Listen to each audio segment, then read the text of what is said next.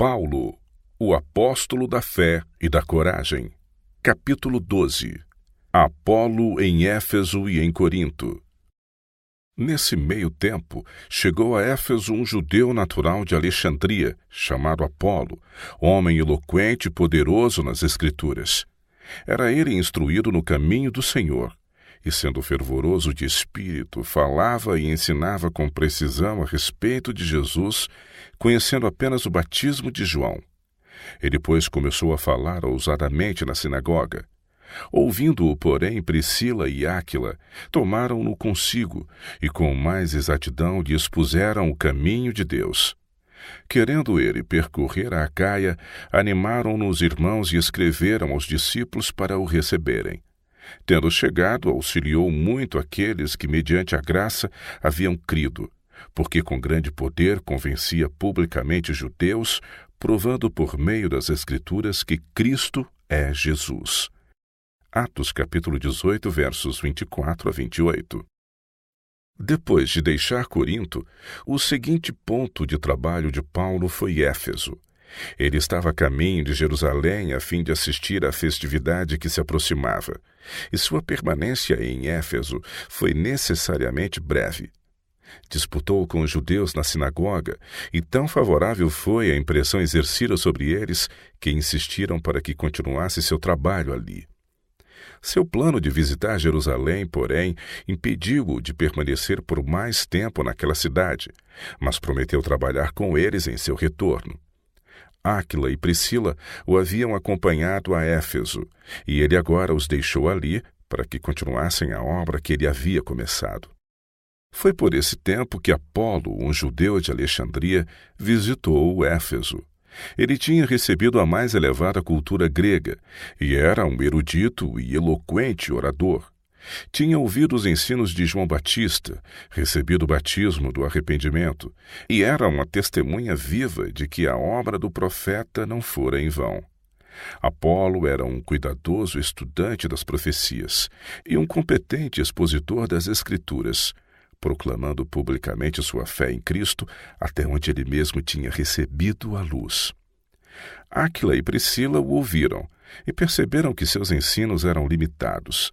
Não tinham um conhecimento completo da missão de Cristo, sua ressurreição e ascensão, e da obra de seu Espírito, o Consolador que Cristo enviara para permanecer com seu povo durante sua ausência. Em face disso, Áquila e Priscila levaram Apolo consigo, e o educado orador recebeu instrução deles com grata surpresa e alegria. Através desses ensinos, Apolo obteve uma compreensão mais clara das Escrituras e tornou-se um dos mais hábeis defensores da igreja cristã. Desse modo, um consumado erudito e brilhante orador aprendeu mais perfeitamente o caminho do Senhor através dos ensinamentos de um homem e uma mulher cristãos, cujo humilde emprego era o de fazer tendas. Apolo, conhecendo agora melhor a doutrina de Cristo, sentia-se ansioso por visitar Corinto, e os irmãos efésios escreveram aos coríntios para que o recebessem como um mestre que estava em perfeita harmonia com a igreja de Cristo. Ele concordemente foi para Corinto e trabalhou com os mesmos judeus que haviam rejeitado a verdade pregada por Paulo. Disputava com eles de casa, em público e em particular, mostrando-lhes que Cristo, de acordo com as profecias, era o Messias prometido, e seria vão esperar qualquer outro. Assim plantou Paulo a semente da verdade, e Apolo a regou. E o fato de que Apolo apoiava a missão de Paulo conferia dignidade aos trabalhos do grande apóstolo entre eles. O sucesso de Apolo na pregação do Evangelho levou alguns da igreja a exaltar seus labores acima dos de Paulo, ao passo que ele mesmo estava trabalhando em harmonia com Paulo para o avanço da causa. Este espírito de rivalidade ameaçou impedir grandemente o progresso da verdade. Paulo havia propositadamente apresentado o Evangelho aos coríntios em sua mais verdadeira simplicidade. Desapontado com o resultado de suas atividades em Atenas, onde havia levado o seu saber e eloquência a sobrepujar seus ouvintes, decidira seguir um método inteiramente diferente em Corinto. Apresentou ali a verdade clara e simples, não adornada com a sabedoria mundana. e diligentemente insistiu em Cristo e sua missão ao mundo. Os eloquentes discursos de Apolo e sua manifesta cultura foram contrastados por seus ouvintes com a propositadamente simples e desadornada pregação de Paulo. Muitos se declararam estar sob a direção de Apolo, ao passo que outros preferiam os labores de Paulo. Satanás se introduziu na igreja de Corinto para tirar vantagem dessas preferências pessoais, tentando-os a contrastar seus ministros cristãos. Alguns reclamavam Apolo como seu líder, outros Paulo e outros Pedro. Assim, Paulo, em seus esforços para estabelecer o cristianismo, deparava com conflitos e provações dentro e fora da igreja. Facções estavam também começando a surgir através da influência dos mestres judaizantes, que insistiam em que os conversos ao cristianismo deviam observar a lei cerimonial no tocante à circuncisão. Eles ainda afirmavam que o Israel original eram os exaltados e privilegiados filhos de Abraão, e estes estavam habilitados a todas as promessas feitas ao patriarca. Sinceramente achavam que, seguindo este meio termo entre judeus e cristãos, seriam bem-sucedidos em remover o ódio contra o cristianismo e ganhariam um grande número de judeus. Eles vindicavam sua posição, que era contrária àquela mantida por Paulo, mostrando que o procedimento do apóstolo em receber os gentios na igreja sem a circuncisão impedia mais judeus de aceitarem a fé do que os que se convertiam entre os gentios. Dessa maneira, eles justificavam sua oposição às deliberações dos reconhecidos servos de Deus. Recusavam admitir que a obra de Cristo abrangia o mundo inteiro. Afirmavam que Jesus era o Salvador somente dos hebreus, portanto, sustentavam que os gentios deviam receber a circuncisão para serem admitidos aos privilégios da Igreja de Cristo. Depois da decisão do Concílio de Jerusalém, muitos mantinham ainda essa opinião, mas não levaram além sua oposição. Naquela ocasião, o concílio havia decidido que os conversos da igreja judaica poderiam, se o preferissem, observar as ordenanças da lei mosaica, mas essas ordenanças não deveriam ser obrigatórias aos gentios conversos. A classe opositora agora tirava vantagem disto para exigir uma distinção entre os observadores da lei cerimonial e aqueles que não a observavam, sustentando que os últimos estavam mais afastados de Deus do que os primeiros. A indignação de Paulo foi despertada. Sua voz foi ouvida em severa repreensão. Se vos deixardes circuncidar, Cristo de nada vos aproveitará. Aqueles que mantinham a crença de que o cristianismo sem a circuncisão era sem valor, colocaram-se contra o apóstolo, e Paulo teve de enfrentá-los em cada igreja por ele fundada ou visitada, em Jerusalém, Antioquia, Galácia, Corinto, Éfeso e Roma. Deus lhe ordenou que realizasse a grande obra de pregar a Cristo, e este crucificado. Circuncisão ou incircuncisão não eram nada. O partido judaizante considerava Paulo um apóstata, inclinado a derrubar a parede de separação que Deus havia estabelecido entre os israelitas e o mundo. Visitavam cada igreja que Paulo tinha organizado, criando divisões. Sustentando que os fins justificavam os meios, faziam circular falsas acusações contra o apóstolo e tentavam desacreditá-lo. Paulo procurou revisitar essas igrejas para desfazer a cisânia deixada pelos opositores inescrupulosos que o viam com desconfiança e alguns que até mesmo menosprezavam seus labores. Essas divergências em relação à lei cerimonial e em relação aos méritos relativos dos diferentes ministros que ensinavam a doutrina de Cristo causaram ao apóstolo muita ansiedade e trabalho árduo. Em sua epístola aos Coríntios, ele assim se dirige aos crentes: Rogo-vos, irmãos, pelo nome de nosso Senhor Jesus Cristo, que faleis todos a mesma coisa, e não haja entre vós divisões. Antes, sejais inteiramente unidos na mesma disposição mental e no mesmo parecer. Pois a vosso respeito, meus irmãos, fui informado pelos da casa de Cloé de que há contendas entre vós. Refiro-me ao fato de cada um de vós dizer: eu sou de Paulo, e eu de Apolo, e eu de Cefas, e eu de Cristo. Acaso Cristo está dividido? Foi Paulo crucificado em favor de vós, ou fostes porventura batizados em nome de Paulo? Ele também explica a razão de sua maneira de trabalhar entre eles. Eu, porém, irmãos, não vos pude falar como a espirituais, e sim como a carnais, como a crianças em Cristo. Leite vos dei de beber, não vos dei alimento sólido, porque ainda não podíeis suportá-lo. Nem ainda agora podeis, porque ainda sois carnais. Porquanto, havendo entre vós ciúmes e contendas, não é assim que sois carnais e andais segundo o homem? Paulo, portanto, mostra-lhes que não podia dirigir-se a eles como a pessoas que tinham grande experiência na vida espiritual e no ministério da piedade.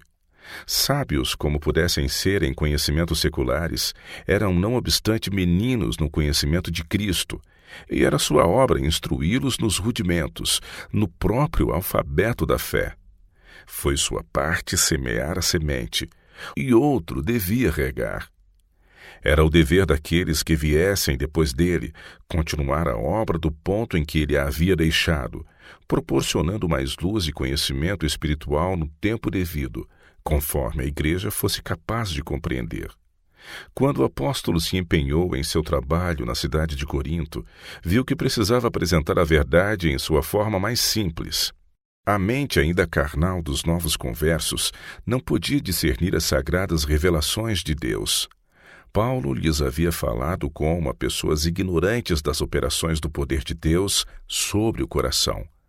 Sabia que muitos dos seus ouvintes eram orgulhosos de teorias humanas e expositores de falsos sistemas de adoração, tateando com olhos cegos, esperando encontrar no livro da natureza algo que contradissesse os princípios da vida espiritual e imortal revelada nas Escrituras.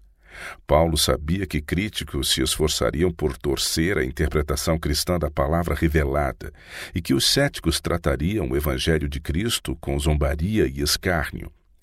Cumpria-lhe introduzir com muito cuidado as grandes verdades que ele desejava ensinar aos crentes.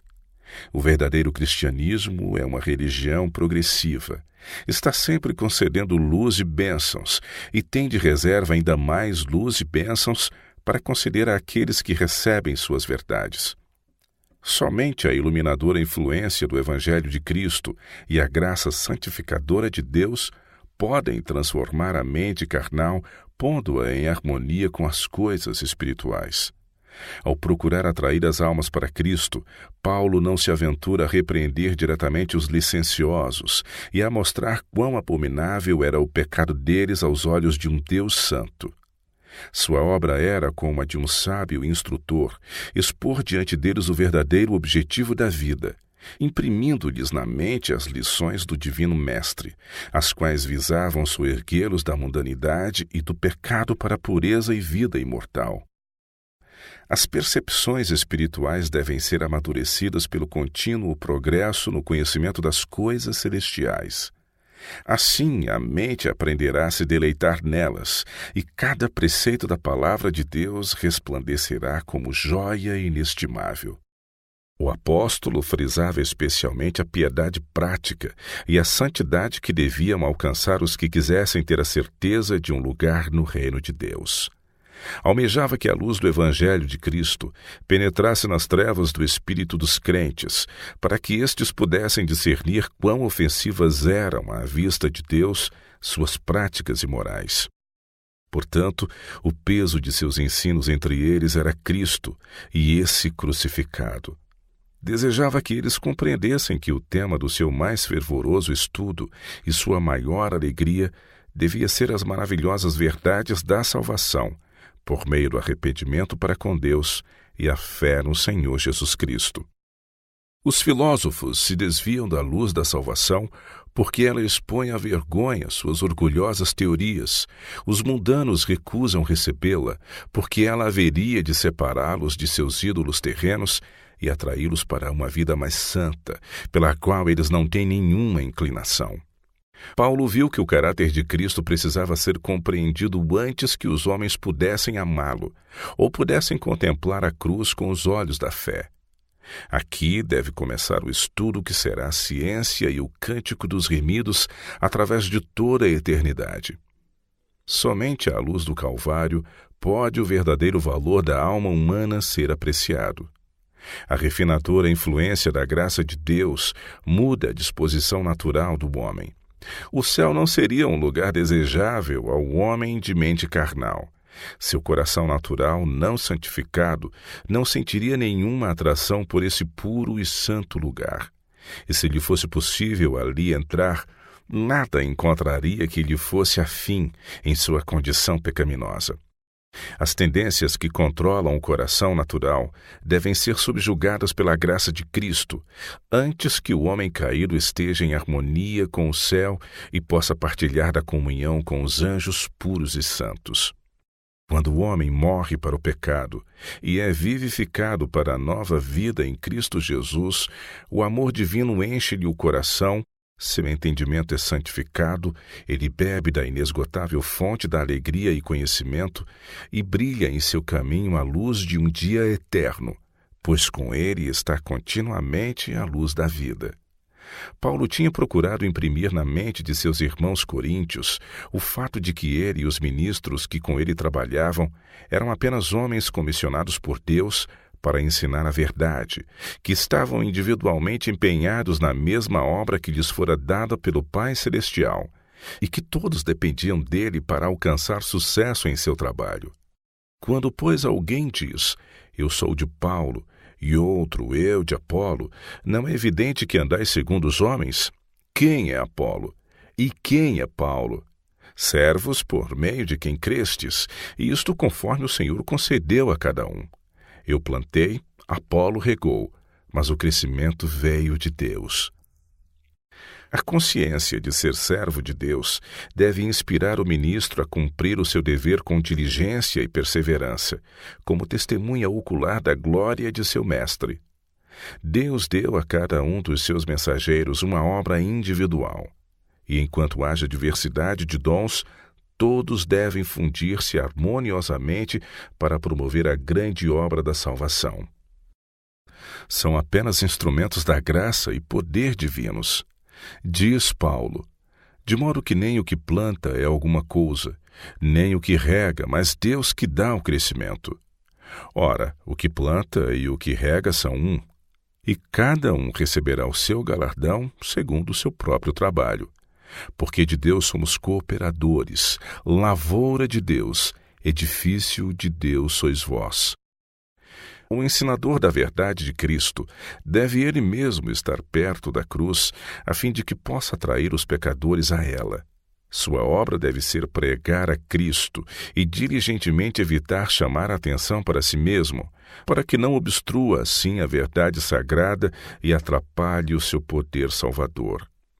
Não pode haver mais forte evidência nas igrejas de que as verdades da Bíblia não têm santificados que as recebem do que seu apego a algum ministro favorito e sua indisposição de aceitar o trabalho de algum outro ensinador e ser beneficiado por ele.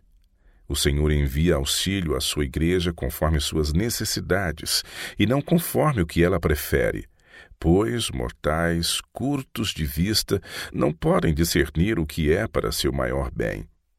É raro ter um ministro todas as qualificações necessárias para aperfeiçoar qualquer igreja em todas as exigências do cristianismo. Por isso Deus envia outros ministros para segui-lo, um após outro, possuindo cada qual habilitações em que os outros eram deficientes. A igreja deve acolher com gratidão esses servos de Cristo, da mesma forma que acolheria o próprio Senhor. Deveriam procurar tirar todo o benefício possível das instruções que os ministros lhes proporcionam da palavra de Deus. Mas os ministros não devem ser idolatrados, não deve haver nenhum obreiro mimado ou favorito entre o povo, e as verdades por eles apresentadas devem ser recebidas e apreciadas com mansidão e humildade. Nos dias dos apóstolos, os componentes de um partido ou grupo afirmavam crer em Cristo, mas recusavam tratar seus embaixadores com o devido respeito. Declaravam que não seguiam nenhum mestre humano e que eram instruídos diretamente por Cristo sem o auxílio de ministros do Evangelho. Eram de espírito independente e indispostos a se submeterem à orientação da Igreja. Outro partido declarava Paulo como seu líder e fazia comparações entre ele e Pedro, comparações essas que eram desfavoráveis a Pedro. Um outro grupo declarava que Apolo excedia em muito o discurso e o poder de oratória de Paulo. Ainda outra facção reclamava Pedro como seu líder, afirmando que ele fora mais íntimo de Cristo quando o Salvador esteve na terra, ao passo que Paulo tinha sido um perseguidor dos crentes. Havia o perigo de que esse espírito de partidarismo arruinasse a igreja cristã. Paulo e Apolo estavam em perfeita harmonia. Apolo ficou desapontado e magoado por causa da dissensão na igreja de Corinto. Não tirou vantagem da preferência a ele demonstrada, nem a encorajou, mas apressadamente deixou o campo da contenda. Quando mais tarde Paulo insistiu com ele para que tornasse a visitar Corinto, ele declinou e não voltou a trabalhar ali por muito tempo, até que a igreja tivesse alcançado o melhor estado espiritual.